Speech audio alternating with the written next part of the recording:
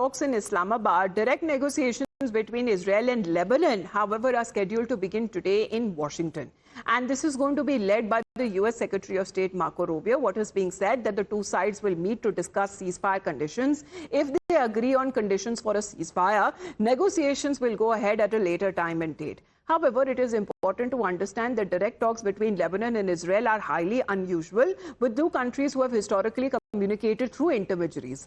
Now, even as the entire world hopes for a positive outcome, let's understand as far as what Lebanon and Israel actually want. Because this seems to be the Washington peace talks there. And the representatives that now what you're looking at is now coming in from all three sides. Whether it comes to Lebanon that actually wants to be part of the truce between US, Iran and Israel, to which US and Israel have maintained that Lebanon is not initially a part of it. But Iran has been insisting that Lebanon be made part of the truce talks. As far as its cover or shield that Iran wants to be extended to its proxy, which is Hezbollah in the region, which it also calls as the resistance movement, not just to Hezbollah, but also to Hamas and also to the Houthis in Yemen. However, that seems to be the key factor here, because Hezbollah here does not want these talks to happen.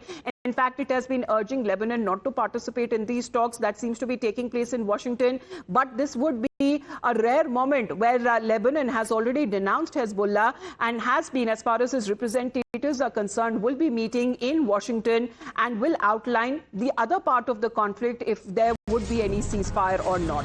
Now, when we talk about Lebanon, it says that talks with Israel, however, seems to be like a preliminary engagement, saying that the meeting with Israel is aimed at ending the attacks on southern Lebanon in particular, because Lebanon's culture minister says that the meeting with Israel is actually aimed at ending the attacks and the conflict. And they are now saying that the upcoming talks between Israeli and the Lebanese ambassadors in Washington is a preliminary meeting that is aimed at halting Israel's attacks on the country, saying that we are talking about a preparatory meeting on ambassador level in order to produce a pause in the military activity, if not a ceasefire. Now, the two sides will not be only able to discuss potential peace negotiations with some kind of serenity, but also an end to the Israeli bombardment. This is something that Lebanon now seems to be seeking, because as far as Israeli airstrikes are concerned, they have been lethal, they have been deadly, and more than 300 people, including that of mostly civilians, in congested areas, in residential areas, have been killed in these deadly Israeli strikes. Well, Mayank, the other part of the conflict, somewhere it is also linked to Iran, US and Israel conflict, however, not part of the truce. They are also now looking to put an end to the Israeli strikes. Important part, and which we need to bring out before the viewers, is that before these talks, actually Islamabad talks, the main contention point of bone of contention was actually Lebanon.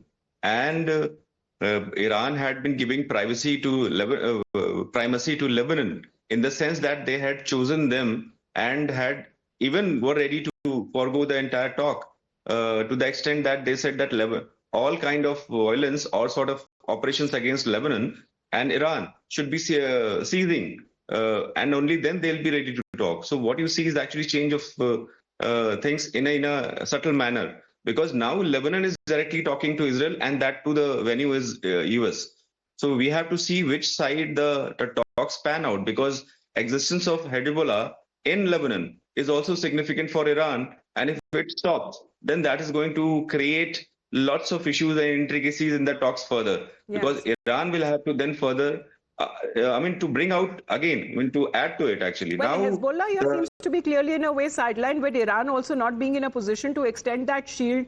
Lebanon seems to be openly denouncing that. However, when it comes to Hezbollah, it will also be decimated and degraded like what has happened to Hamas and also to Houthis by Israelis. Well, that is a matter, as Mayank has been pointing out, that it was one of the preconditions, one of the two preconditions that Iran had actually wanted before it went ahead with the Islamabad peace talks, which eventually failed. Thank you very much for the moment, Mayank, for joining us with those live updates. Of course, those were the updates coming in from the West Asia war. More updates lined up for you on the other side of a very short. They had 10 years with them, but they did